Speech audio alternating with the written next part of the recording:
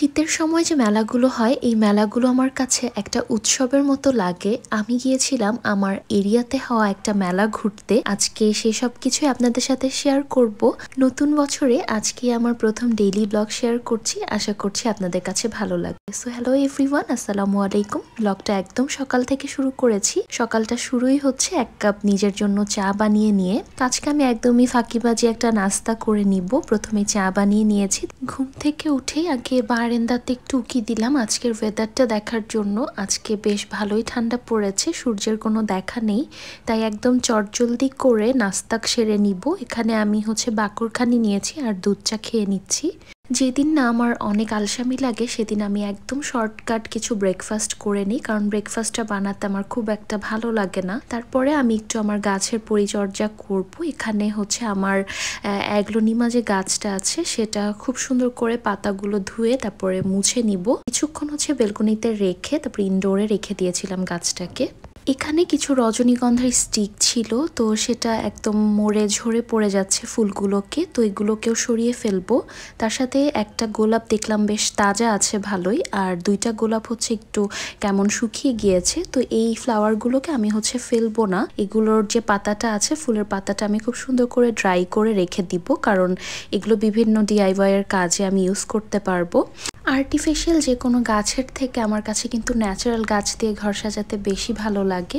তো যাই হোক, আমি বিকালের দিকে চলে গিয়েছিলাম আমাদের এরিয়া ভিত্তিক একটা মেলা হয়েছে সেখানে। জায়গাটা বেসিক্যালি একটা পার্কের মতো ছিল, সেখানেই মেলা বসেছে। প্রথমেই মাটির তৈরি জিনিসপত্রের একটা স্টলে চোখ গেল। তো এখানে অনেক সুন্দর সুন্দর কিছু হ্যান্ড প্রিন্টেড মাটির জিনিসপত্র ছিল। এই সুন্দর একটা কেটলি সেটও ছিল। তো মেলাটা না আমি প্রথমে ঘুরে ঘুরে দেখছিলাম, আর কোথায় কি ইউনিক জিনিস পাওয়া যাচ্ছে সেটাও দেখছিলাম। তো এই স্টলটাতে বেশ সুন্দর সুন্দর কিছু ইউনিক পেন ছিল, যেটা আমার কাছে অনেক ভালো লেগেছে। আর তারপরে তো চুড়ি দেখতেই হবে, মেলাতে গেলে আমার এই কাচের চুড়ি তারপরে স্টোনের চুড়িগুলো অনেক ভালো লাগে। ভাইরাল এই ফ্লাওয়ার ক্লিপগুলোও ছিল, আর প্রাইসও কিন্তু বেশ রিজনেবল ছিল, ছোট বড় সাইজের এখানে ছিল। আর তারপর একটি স্টলে গিয়েছে, এখানে 130 টাকা করে প্রত্যেকটা আইটেম পাওয়া যাচ্ছিল। মেলাটা খুব একটা বেশি বড় ছিল না, যেহেতু এটা একটা এরিয়া ভিত্তিক মেলা। টুকটাক আর কি কয়েকটি স্টল, তার সাথে কিছু রাইড ছিল বাচ্চাদের, মানে বিনোদনের কিছু ব্যবস্থা রাখা হয়েছে। আর এই যে এখানে বেলুন ফোটানোর যে খেলাটা, এটা আমি প্রথম ট্রাই করেছিলাম।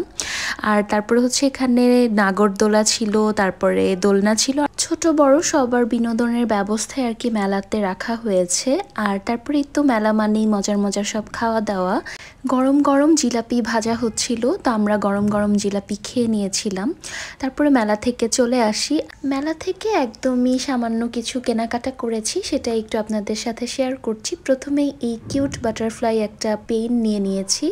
এটা দেখতে কিন্তু অনেক কিউট লাগছিল, সো আমি একটা নিয়েছি, আর আমার ছোট্ট কাজিনের জন্য একটা গিফট করেছি। আর তারপরে এই যে একটা ফ্লাওয়ার ক্লিপ নিয়েছি পিঙ্ক কালারের মধ্যে। অ্যান্ড দেন আমি একটা ব্রোচ নিয়েছি, যেহেতু আমি হেজাব পরি, হেজাবের সাথে এটা ম্যাচিং করে পড়তে পারবো। আর এই সুন্দর একটা কিরিং নিয়েছি।